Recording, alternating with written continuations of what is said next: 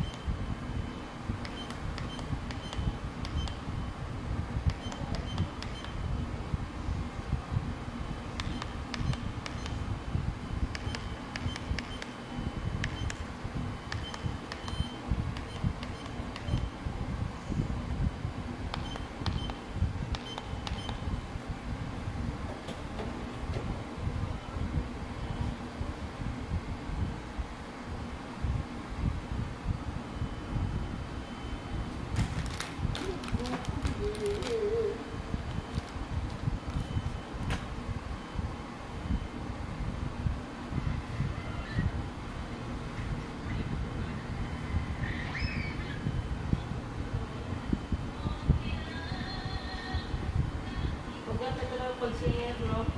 42, nagiging 53. Ito, 49, nagiging 59.